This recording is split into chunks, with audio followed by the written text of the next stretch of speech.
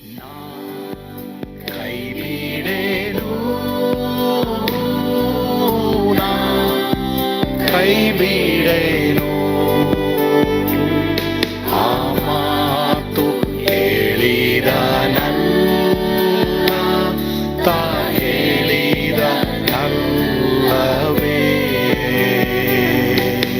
ನಾ ಕೈ ಬಿಡೇನು, ನಾ ಕೈ ಬಿಡೇನು, ಆ ಮಾತು ಹೇಳಿದ ತಾ ಹೇಳಿದ ನಲ್ಲವೇ. ಯೇಸು ಕೈಬಿಡನು ದೈನಂದಿನ ಸತ್ಯವೇದ ಅಧ್ಯಯನಕ್ಕೆ ನಿಮ್ಮೆಲ್ಲರನ್ನು ಆಹ್ವಾನ ಮಾಡ್ತೇನೆ. ಇಂದು ಸಹ ನಾವು ಕ್ರೈಸ್ತರು ಹಾದು ಹೋಗಬೇಕಂತ 4 ಹಾದಿಗಳ ಕುರಿತು ನಾವು ಕಲಿಯೋದಕ್ಕೆ ಹೋಗ್ತೇವೆ. ಈ ಮೆಸೇಜ್ ಖಂಡಿತವಾಗಿ ನಿಮ್ಗೆ ಆಶೀರ್ವಾದ ಆಗಿದೆ ಎಂಬುದಾಗಿ ನಾನು ನಂಬ್ತೇನೆ. ಕರ್ತನು ಈ ಮೆಸೇಜ್ ಮೂಲಕ ನಿಮ್ಮನ್ನು ಆಶೀರ್ವದಿಸಲಿ. ಆದರೆ ಭಯಪಡಬೇಡಿ. ಇಂಥ ಒಂದು ನಂಬಿಕೆಯಲ್ಲಿ ನೀನು ಹಾದು ಹೋಗುವಾಗ, ಇಂಥ ಒಂದು ಬೆಂಕಿಯಲ್ಲಿ ನೀನು ಹಾದು ಹೋಗುವಾಗ ದೇವರು ಹೇಳ್ತಾರೆ, ಅದು ನಿನ್ನನ್ನು ದಹಿಸೋದು. ಅದು ಏನು ಮಾಡೋಕ್ಕಾಗಲ್ಲ. ಆ ಥರ ಇವತ್ತು ಯೇಸುಸ್ವಾಮಿ ನಂಬಿದ್ರಿ ಅಂತ ಎಷ್ಟೋ ಜನ ಆ ಥರ ಕಷ್ಟಪಡ್ತಾ ಇದ್ದೀರ. ಎಷ್ಟೋ ಸೌಲಭ್ಯಗಳನ್ನ ನೀವು ದೂರ ಮಾಡ್ಕೊಳ್ಬೇಕಾಗಿದೆ. ಏನೇನು ನಿಮ್ಗೆ ಬರಬೇಕಾಗಿದೆಯೋ ಎಲ್ಲ ಆ ಕಡೆ ನೀವು ಬದಿಗಿಡಬೇಕಾಗಿದೆ. ಎಷ್ಟೋ ಆಶ್ಚರ್ಯ ನೀವು ಪಡ್ತಾ ಇದ್ದೀರಾ. ನಿಮ್ಮಲ್ಲಿ ಎಷ್ಟೋ ಜನ ಕೆಲವು ಸಲ ಅಯ್ಯೋ ನಾನು ಯಾಕಂದರೆ ಯೇಸುಸ್ವಾಮಿ ನಂಬಿಟ್ನೋ ಎಂಬುದಾಗಿ ನಿಮಗೆ ಅನ್ನುವಂಥ ಒಂದು ಯೋಚನೆ ಸಹ ನಿಮಗೆ ಬಂದಿರಬಹುದು. ಆದರೆ ಪ್ರಿಯ ದೇವರ ಮಕ್ಕಳೇ, ಶದ್ರಕ್ ಮೇಷಕ್ ಅಬೇದ್ನೆಗೋ ಏನು ಹೇಳಿದ್ರು ಗೊತ್ತಾ? ನಮಗೆ ದೇವರು ಈ ಬೆಂಕಿಯಿಂದ ತಪ್ಪಿಸಿದ್ರು ನಮಗೆ ಓಕೆ, ದೇವರಿಗೆ ಸ್ತೋತ್ರ. ದೇವರು ತಪ್ಪಿಸದೆ ಹೋದರೂ ನಮ್ಮ ಪ್ರಾಮಾಣಿಕತೆಯನ್ನು ನಾವು ಬಿಡಲ್ಲ. ನಾವು ಸುಟ್ಟೋದ್ರೂ ಪರವಾಗಿಲ್ಲ, ನಾವು ಮಾತ್ರ ಈ ಪ್ರತಿಮೆಗೆ ಅಡ್ಡ ಬೀಳಲ್ಲ. ಅವರ ಸಿನ್ಸಿಯಾರಿಟಿ, ಅವರ ಯಥಾರ್ಥತ್ವ, ಅವರ ಕ್ರಿಶ್ಚಿಯಾನಿಟಿ, ಅವರಲ್ಲಿದ್ದಂಥ ದೇವರ ಬಗ್ಗೆ ಅವ್ರು ಬಿಟ್ಟುಕೊಟ್ಟಿಲ್ಲ. ಏನು ಹೋದ್ರೂ ಚಿಂತೆ ಇಲ್ಲ, ನಾವು ನಿತ್ಯ ಜೀವ ಬಿಡಲ್ಲ ಅಂತ ಅವ್ರೇನು ಮಾಡಿದ್ರು, ತೀರ್ಮಾನ ಮಾಡಿದ್ರು. ನಿಮ್ಮಲ್ಲಿ ಎಷ್ಟೋ ಜನ ಈ ನಂಬಿಕೆ, ಈ ಒಂದು ಬೆಂಕಿಯಲ್ಲಿ ಹಾದು ಹೋಗ್ತಾ ಇದ್ದೀರ. ಈ ಬೆಂಕಿ ಏನು ತೋರಿಸ್ತದೆ ಗೊತ್ತಾ? ನೀವು ಯೇಸುಸ್ವಾಮಿ ನಂಬಿದ್ದಕ್ಕೆ, ದೀಕ್ಷಾ ಸ್ನಾನ ತಗೊಂಡಿದ್ದಕ್ಕೆ ಮಾತ್ರವಲ್ಲದೆ ನೀವು ಪವಿತ್ರವಾಗಿ ಜೀವಿಸ್ತಾ ಇರೋಕ್ಕೆ. ನಿಮ್ಮಲ್ಲಿ ಎಷ್ಟೋ ಜನ ನಾನು ಹೆಚ್ಚು ಪ್ರಾರ್ಥನೆ ಮಾಡ್ತೀನಪ್ಪ, ನಾನು ಹೆಚ್ಚು ಬೈಬಲ್ ಓದ್ತೀನಪ್ಪ, ಮಾತ್ರವಲ್ಲದೆ ನಾನು ಹೆಚ್ಚು ಪರಿಶುದ್ಧನಾಗಿ ಜೀವಿಸ್ತೀನಪ್ಪ, ಈ ಕೆಟ್ಟದ್ದು ನನಗೆ ಬೇಡ ಅಂತ ಯಾರ್ಯಾರು ನಿರಾಕರಿಸಿದಿರೋ ಅವರಿಗೆ ಹೆಚ್ಚು ಪರೀಕ್ಷೆ ಇವತ್ತು ಇರಬಹುದು. ಅಂಥವ್ರು ಇಲ್ಲಿ ಎಷ್ಟೋ ಜನ ನೀವಿದ್ದೀರ ಪ್ರಿಯರೇ. ಆದರೆ ನಿಮ್ಮ ಯಥಾರ್ಥತ್ವವನ್ನು ಬಿಟ್ಟು ಬಿಡಬೇಡಿ. ಯೋಬ ಏನು ಹೇಳ್ತಾನೆ ಗೊತ್ತಾ? ನನ್ನ ಯಥಾರ್ಥತ್ವವನ್ನು ನಾನು ಬಿಡೋದಿಲ್ಲ, ನಾನು ದೇವ್ರನ್ನೇ ಹಿಂಬಾಲಿಸ್ತೀನಿ, ದೇವರಿಗಾಗಿ ಜೀವಿಸ್ತೀನಿ. ಶದ್ರಕ್ ಮೇಷಕ್ ಅಬೇದ್ನೆಗೋ ಆ ರೀತಿ ನಡೆದ್ರು. ಆ ಬೆಂಕಿಯಲ್ಲಿ ಅವ್ರು ಹಾದೋದ್ರು. ಆದರೆ ಬೇರೆಯವರೆಲ್ಲ ಅವ್ರ ಜೊತೆ ದೇವರು ಇರೋದನ್ನ ನೋಡಿದ್ರು, ಮನುಷ್ಯ ಕುಮಾರನ ಇರೋದು ನೋಡಿದ್ರು. ಪ್ರಿಯ ದೇವರ ಮಕ್ಕಳೇ, ನನಗೆ ಗೊತ್ತಿಲ್ಲ ನೀವು ಕ್ರಿಶ್ಚಿಯನ್ ಆಗಿರೋದಕ್ಕೆ, ನೀವು ಯೇಸುಸ್ವಾಮಿ ನಂಬಿರೋದಕ್ಕೆ, ನೀವು ಬೈಬಲ್ ಓದ್ತಾ ಇರೋದಕ್ಕೆ, ನೀವು ಪ್ರಾರ್ಥನೆ ಮಾಡ್ತಾ ಇರೋಕ್ಕೆ, ನೀನು ಬೇರೆಯವ್ರ ಥರ ಜೀವಿಸ್ತೇನೆ, ಪರಿಶುದ್ಧನಾಗಿ ಜೀವಿಸ್ತಾ ಇರೋದಕ್ಕೆ ನಿನಗೆ ಏನೆಲ್ಲ ಕಷ್ಟಗಳು ಬಂದಿರ್ಬೋದು. ಆದರೆ ಭಯಪಡಬೇಡ, ನೀನು ನಿರಾಸನಾಗಬೇಡ. ನಿನ್ನ ಜೊತೆ ದೇವರು ನಡೀತಾ ಇದ್ದಾರೆ. ಹಲ್ಲೆಲೂಯಾ. ನಿನ್ನ ಜೊತೆ ದೇವರು ನಡೆಯೋದನ್ನ ಬೇರೆಯವ್ರು ನೋಡ್ತಾರೆ. ನಿನಗೆ ಗೊತ್ತಿಲ್ಲದೆ ಇರ್ಬೋದು, ಆದರೆ ನಿನ್ನ ಜೊತೆ ಇರೋದನ್ನ ಅವ್ರು ನೋಡ್ತಾರೆ. ಅವ್ರು ನೋಡಿ ಏನು ಹೇಳ್ತಾರೆ ಗೊತ್ತಾ? ಇವನಿಗೆ ಇಷ್ಟು ಬೆಂಕಿ ಇದ್ರು, ಈ ಬೆಂಕಿ ಮರದಲ್ಲಿ ಆ ದೇವರು ಇವನ್ನ ಕೈ ಬಿಟ್ಟಿಲ್ವೇ ಎಂಬುದಾಗಿ ದೇವರು ನಿನಗೆ ಹೇಳೋರಾಗಿದ್ದಾರೆ. ಪ್ರಿಯರೇ, 4ನೇದಾಗಿ ಮತ್ತು ಕಡೆಯದಾಗಿ ಕ್ರೈಸ್ತರು ನಡೆಯುವಂಥ ಹಾದು ಹೋಗ್ತಾ ಇರುವಂಥ 4ನೇ ಒಂದು ಹಾದಿ ಇಬ್ರಿಯ 1:7 ಓದಪ್ಪ. ದೇವರ ದೂತರೆಲ್ಲರೂ ಆತನಿಗೆ ಅಡ್ಡ ಬೀಳಲಿ ಎಂದು ಹೇಳುತ್ತಾನೆ. ದೂತರ ವಿಷಯದಲ್ಲಿ ಹೇಳುವುದೇನೆಂದರೆ, ದೇವರು ತನ್ನ ದೂತರನ್ನು ಗಾಳಿಗಳನ್ನಾಗಿಯೂ ತನ್ನ ಸೇವಕರನ್ನು ಅಗ್ನಿ ಜ್ವಾಲೆಯನ್ನಾಗಿಯೂ ಮಾಡುತ್ತಾನೆ ಎಂಬುದು. Very good. ಆ ಪಾಯಿಂಟ್ಗೆ ಹೋಗೋಣ. ಜ್ವಾಲೆ 4ನೇದು. 4ನೇ ಕ್ರೈಸ್ತರು ಹಾದು ಹೋಗುವಂಥ ಒಂದು ಅನುಭವ ಜ್ವಾಲೆ. ನನಗೆ ಗೊತ್ತಿಲ್ಲ ಎಷ್ಟು ಜನ ಈ ಜ್ವಾಲೆಯಲ್ಲಿ ಹಾದು ಹೋಗ್ತಾ ಇದ್ದಾರೋ ಗೊತ್ತಿಲ್ಲ. ಜ್ವಾಲೆ ಅಂದ್ರೇನು? ಅಗ್ನಿಗಿರುವಂಥದ್ದು. ನೆಕ್ಸ್ಟು ಏನಂತಂದರೆ ಅದ್ರ ಜ್ವಾಲೆ, ಅದ್ರ ಹಬೆ ಅಲ್ವಾ ಜ್ವಾಲೆ. That is very unbearable. ಎಷ್ಟೋ ಜನ ಇವತ್ತು ಇಟ್ಸ್ ಅನ್ಬೇರಬಲ್, ನನಗಿದು ಬೇರ್ ಮಾಡೋಕ್ಕಾಗ್ತಾ ಇಲ್ಲ, ನನಗೆ ಸಹಿಸೋಕ್ಕಾಗ್ತಾ ಇಲ್ಲ ಅಂತೇಳಿ ಇಲ್ಲಿ ಕೆಲವರು ಹೇಳ್ತಾ ಇರ್ಬೋದು, ಐ ಕೆನಾಟ್ ಬೇರ್. ಇದು ಮುಖ್ಯವಾಗಿ ದೈವಿಕ ಸಾನ್ನಿಧ್ಯ, ಶುದ್ಧತ್ವ, ರೂಪಾಂತರದ ಹಂತಗಳು, ಶುದ್ಧೀಕರಣ ಮತ್ತು ನಾಶಪಡಿಸುವಿಕೆಯ ದೈವಿಕ ಶಕ್ತಿಗಳು. ಈ ಜ್ವಾಲೆ ಏನು ತೋರಿಸ್ತದಂದರೆ ದೇವರ ಸಾನ್ನಿಧ್ಯದಿಂದ ನಿನಗೆ ಶುದ್ಧತ್ವ ಆಗ್ತಾ ಇದೆ, ನಿನಗೆ ರೂಪಾಂತರದ ಹಂತಗಳಾಗ್ತಾ ಇದೆ. God is rising you up. ದೇವ್ರು ನಿನ್ನ ಕೈ ಬಿಟ್ಟಿಲ್ಲ. ನಿಮಗೆ ಅಗ್ನಿ ಇದೆಯಾ, ಜ್ವಾಲೆ ಇದೆಯಾ, ದೇವ್ರು ನಿಮ್ಮನ್ನು ಕೈ ಬಿಟ್ಟಿಲ್ಲ. ಭಯಪಡಬೇಡಿ ಅಮ್ಮ, ನಿರಾಸರಾಗಬೇಡ್ರಿ. ಏನಪ್ಪ ಈ ಅಗ್ನಿ ಜ್ವಾಲೆ? ಕೆಲವರೆಲ್ಲ ಹೇಳ್ತಿರೋ ಗೊತ್ತಲ್ಲ, ನಾನು ಪ್ರಾರ್ಥನೆ ಮಾಡ್ತಾ ಇದ್ದೀನಿ, ನಾನು ಬೈಬಲ್ ಓದ್ತಾ ಇದ್ದೀನಿ, ನಾನು ಚರ್ಚಿಗೆ ಬರ್ತಾ ಇದ್ದೀನಿ, ನಾನು ದೇವರಿಗಾಗಿ ಜೀವಿಸ್ತಾ ಇದ್ದೀನಿ, ನಾನು ಹೆಚ್ಚು ಹೆಚ್ಚು ದೇವರಿಗಾಗಿ ಜೀವಿಸ್ತಾ ಇದ್ದೀನಿ, ನಾನು ಪ್ರಾರ್ಥನೆ ಬಿಟ್ಟಿಲ್ಲ, ಬೈಬಲ್ ಬಿಟ್ಟಿಲ್ಲ, ಆರಾಧನೆ ಬಿಟ್ಟಿಲ್ಲ, ನಾನು ಎಷ್ಟು, ಆದರೆ ನನಗೆ ಎಷ್ಟೋ ಪರೀಕ್ಷೆಗಳಂತ ಹೇಳ್ತಾ ಇದ್ದೀರಲ್ಲ, ಭಯಪಡಬೇಡಮ್ಮ. ಏನು ದೇವರು ವಾಗ್ದಾನ ಗೊತ್ತಾ? 43ನೇ ಅಧ್ಯಾಯ 2ನೇ ವಚನದಲ್ಲಿ ಯಾವಾಗಲೇ ಓದಿದ್ರಲ್ಲ, ಆ ಜ್ವಾಲೆ ನಿಮ್ಮನ್ನು ಕಂದಿಸೋದಿಲ್ಲ.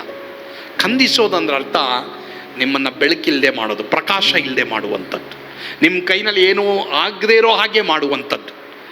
ಆದರೆ ದೇವ್ರಿಲ್ಲಿ ಏನು ಹೇಳ್ತಾರೆ ಗೊತ್ತಾ? ಇದು ಮುಖ್ಯವಾಗಿ ಯಾರ್ಯಾರು ಸೇವೆ ಮಾಡ್ತಾ ಇದ್ದೀರೋ, ಸೇವೆ ಮಾಡ್ತಾ ಇರುವಂಥ ನಮ್ಮೆಲ್ರಿಗೂ ಬರುವಂಥ ಒಂದು ಜ್ವಾಲೆ ಇದು ಪ್ರಿಯರೇ, ಎಲ್ರಿಗೂ ಇದೆ. ಯಾರ್ಯಾರು ಸುವಾರ್ತೆ ಸಾರ್ತಾ ಇದ್ರು, ಯಾರು ಮತ್ತೊಬ್ಬರಿಗಾಗಿ ಯೇಸುವಿನ ಬಗ್ಗೆ ಹೇಳ್ತಾ ಇದ್ರು, ಅವರೆಲ್ಲ ದೇವ ಸೇವಕರಾದ ನಾವು ಅಲ್ವಾ? ನಮಗೂ ಜ್ವಾಲೆ ಇದೆ. We all have. ಎಲ್ಲರಿಗೂ ಒಂದು ವೇಳೆ ಹೊರಗಡೆ ಇರ್ಬೋದು, ಫ್ಯಾಮಿಲಿಯಲ್ಲಿ ಇರ್ಬೋದು, ನಂಗೆ ಗೊತ್ತಿಲ್ಲ ಯಾರ್ಯಾರಿಗೆ ಅಂತ. ಕೆಲವು ಸಲ ಸೈತಾನು ಫ್ಯಾಮಿಲಿಯಿಂದನೂ ತರ್ತಾನೆ, ಹೊರಗಡೆಯಿಂದನೂ ತರ್ತಾನೆ. ಆದರೆ ಭಯಪಡಬೇಡಿ, ನಿರಾಸರಾಗಬೇಡ್ರಿ. ದೇವರು ಹೇಳ್ತಾರೆ, ನಾನೇ ನಿನ್ನ ಸಂಗಡ ಇದ್ದೀನಿ ಎಂಬುದಾಗಿ. ಪ್ರಿಯ ದೇವರ ಮಕ್ಕಳೇ, ಈ 4 ಹಾದಿಯಲ್ಲಿ ನೀನು ಹಾದು ಹೋದರೂ ಸಹ ದೇವರು ಹೇಳ್ತಾ ಇದ್ದಾರೆ ಏನು ಗೊತ್ತಾ? ನೀನು ನನ್ನವನೇ ಅಲ್ವಾ? ನಿಮ್ಮೆಲ್ರಿಗೂ ಅವ್ರು ಹೇಳ್ತಾ ಇದ್ದಾರೆ, ನಿನ್ನ ಹೆಸರು ಹಿಡಿದು ಕರೆದಿದ್ದೀನಿ, ನಿನ್ನ ವಿಮೋಚನೆ ಮಾಡಿದ್ದೀನಿ, ಮಾತ್ರವಲ್ಲದೆ ನಿನ್ನ ಸೃಷ್ಟಿಸಿ ರೂಪಿಸಿದ್ದೀನಿ, ನೀನು ನನ್ನವನೇ ಎಂಬುದಾಗಿ ದೇವರು ಹೇಳ್ತಾ ಇದ್ದಾರೆ. ಆದ್ದರಿಂದ ದೇವ ಮಕ್ಕಳಾದ ನಾವು ಈ 4 ಹಾದಿಗಳನ್ನು ಮತ್ತೊಮ್ಮೆ ಓದೋಣ.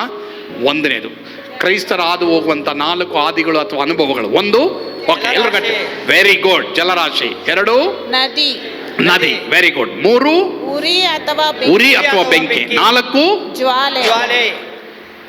ಈ 4 ಅನುಭವಗಳಲ್ಲಿ ಹಾದು ಹೋಗ್ತಾ ಇರೋರಿಗೆ 2 ವಾಗ್ದಾನ ಏಸಪ್ಪ ಕೊಡ್ತಾ ಇದ್ದಾರೆ. ಆ 2 ವಾಗ್ದಾನ ಎಲ್ಲರೂ ಎದ್ದು ನಿಂತ್ಕೊಂಡು ಓದ್ಬಿಡೋಣ. ಎಲ್ಲರೂ ಎದ್ದು ನಿಂತ್ಕೊಂಡು ಓದೋಣ.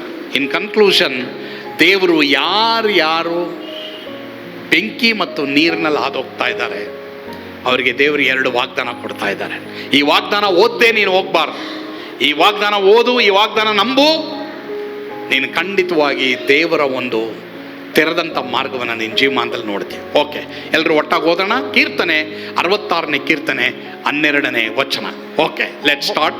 ಮನುಷ್ಯರು ತಮ್ಮ ತಲೆಗಳ ಮೇಲೆ ತಮ್ಮ ರಥಗಳನ್ನು ಹಾಯಿಸುವಂತೆ ಮಾಡಿದ್ದಿ. ನಾವು ಬೆಂಕಿಯನ್ನು ನೀರನ್ನು ದಾಟಬೇಕಾಯಿತು, ಆದರೂ ಸ್ತುತಿಗೆ ನಮ್ಮನ್ನು ಪಾರುಗಾಣಿಸಿದ್ದೆ. ಇದು ಅನೇಕರ ಸಾಕ್ಷಿ. ಇಲ್ಲಿ ನಿಮ್ಮಲ್ಲಿ ಎಷ್ಟೋ ಜನ ಹೇಳ್ತೀರಾ, ನಾನು ಬೆಂಕಿಯನ್ನು ದಾಟದೆ ನೀರನ್ನು ದಾಟದೆ ಅಂತಲ್ಲ. ನಿಜನಾ? ಎಷ್ಟೋ ಜನ ಹೇಳ್ತೀರಾ ಪ್ರಿಯರೇ. ನೀವು ಕೈ ಎತ್ತದ್ದು ಬೇಡ, ಆದರೆ ನೀವು ಎಲ್ಲರೂ ಹೇಳ್ತಾ ಇದ್ದೀರಾ, ನಾ ಬೆಂಕಿನ ದಾಟೋದೆಪ್ಪ, ನೀರನ್ನು ದಾಟೋದೆ. ಯಾಕೆ ಗೊತ್ತಾ? ನಿನ್ನ ದೇವರು ಏನೋ ಒಂದು ಸುಸ್ಥಿತಿಗೆ ಬರ ಮಾಡ್ತಾರೆ. ಆ ವಾಕ್ಯದ ಪ್ರಕಾರ ದೇವ್ರು ಏನು ಮಾಡ್ತಾರೆ ಗೊತ್ತಾ? ನಿನ್ನನ್ನು ಒಂದು ಒಳ್ಳೆ ಸ್ಥಿತಿಗೆ ಬರ ಮಾಡ್ತಾರೆ. ಭಯಪಡಬೇಡ್ರಿ ಪ್ರಿಯರೇ, ನಿರಾಸರಾಗಬೇಡ್ರಿ. ಏನೋ ಒಂದು ಒಳ್ಳೆ ಸ್ಥಿತಿಗೆ ದೇವರು ನಿನ್ನನ್ನು ಒಂದು ಉತ್ತಮವಾದ ಸ್ಥಿತಿಗೆ ತರೋರಾಗಿದ್ದಾರೆ. 2ನೇ ವಾಕ್ಯ, ಯಾರ್ಯಾರು ಬೆಂಕಿಯನ್ನು ನೀರನ್ನು ದಾಟಿ ಬಂದಿದ್ದೀರೋ ನಿಮಗೆ 2ನೇ ವಾಗ್ದಾನ ದೇವರು ಕೊಡ್ತಾ ಇರೋದು. ಯೋಬ 36, 15, 16ನೇ ವಚನ ಓದೋಣ. ಬಾಧೆ ಪಡುವವರನ್ನು ಅವರ ಬಾಧೆಗಳ ಮೂಲಕವೇ ರಕ್ಷಿಸುವನು. ಅವರು ಅನುಭವಿಸುವ ಹಿಂಸೆಯಿಂದಲೇ ಅವರನ್ನು ಕಿವಿಯನ್ನು ತೆರೆಯುವನು.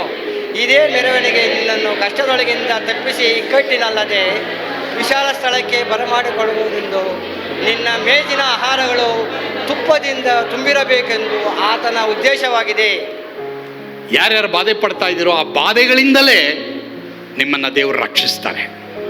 ಏನು ಬಾಧೆಯಲ್ಲಿದೆಯಪ್ಪ ನೀನು, ಅದರಿಂದಲೇ ದೇವರು ನಿನ್ನ ರಕ್ಷಿಸ್ತಾರೆ.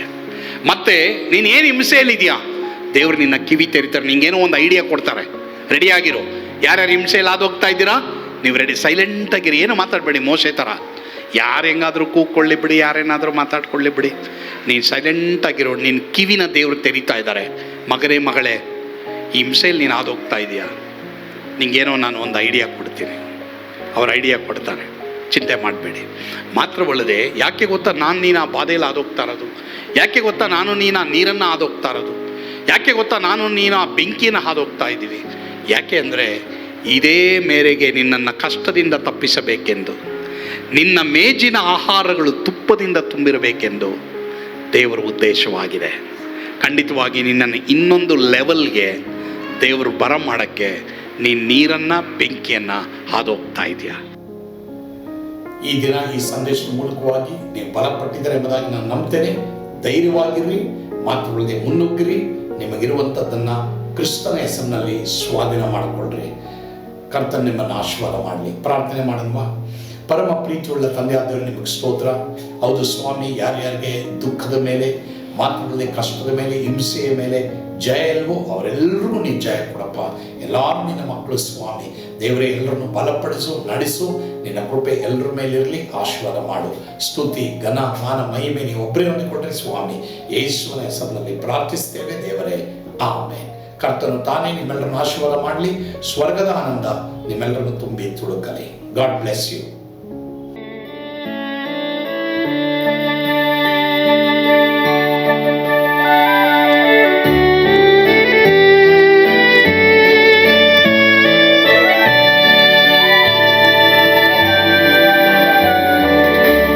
ಎಂಥ ಅದ್ಭುತವಾದ ದಿನ, ನಾನೆಂದಿಗೂ ಮರೆಯೇನು. ಪಾಪಂಧಕಾರದೊಳ್ ಅಲೆದೇನ, ರಕ್ಷಕನ ಕಂಡೇನು. ಕೋಮಲ ಕರುಣೆಯುಳ್ಳ ಯೇಸು ಎನ್ ಕೊರತೆ ನೀಗಿದ. ಕತ್ತಲೆ ಹೋಯಿತು, ಜ್ಯೋತಿಯು ಮೂಡಿತು, ನಾನೀಗ ಧನ್ಯನಾದೆ.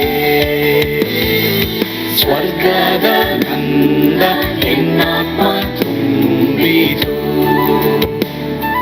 ಶಿಲುಬೆನಾಗ ಎನ್ ಸ್ವಸ್ಥ ಕೈದನು. ಎನ್ ಪಾಪ ತೋಳೆದ, ಈರುಳ ದಿನಕ್ಕೆ ತಿರುಗಿದ. ಸ್ವರ್ಗದ ನಂದ ಎನ್ನಾತ್ಮ ತುಂಬಿತು.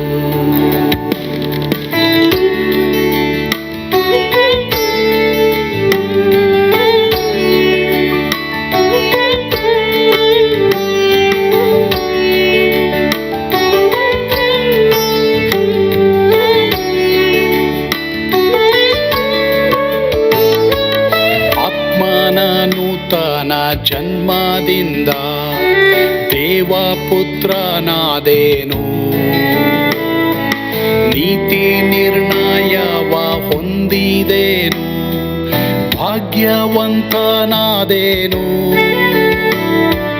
ಪಾಪಾತ್ಮನಾಗಿ ನಾ ಬಂದಾಗಲೇ ಆಶೀರ್ವಾದ ಸಿಕ್ಕಿತು. ಕೃಪೆಯ ಮೂಲವೇ ರಕ್ಷಣೆ ಹೊಂದಿದೆ, ಸುನಾಮ ಕೊಂಡಾಡುವೆ. ಸ್ವರ್ಗದ ನಂದ ಎನ್ನಾತ್ಮ ತುಂಬಿತು, ಶಿಲುಬೆನಾಗ ಎನ್ ಸ್ವಸ್ಥ ಕೈದನು. ಎನ್ ಪಾಪ ತೋಳೆದ, ಈರುಳ ದಿನಕ್ಕೆ ತಿರುಗಿದ. ಸ್ವರ್ಗದ ನಂದ ಎನ್ನಾತ್ಮ ತುಂಬಿತು.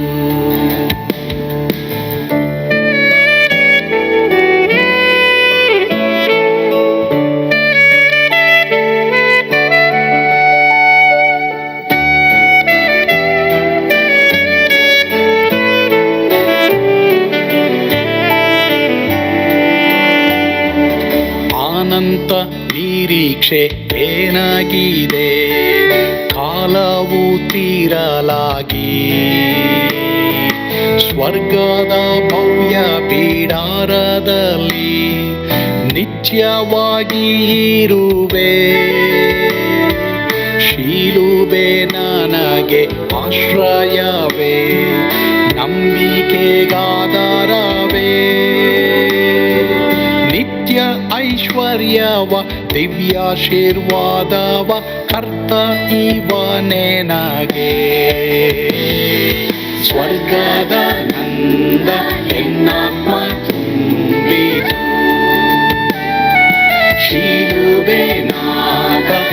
ಸ್ವಸ್ಥಗೈದನು ಎನ್ ಪಾಪ ತೋಳೆದ ಈರುಳ ದಿನಕ್ಕೆ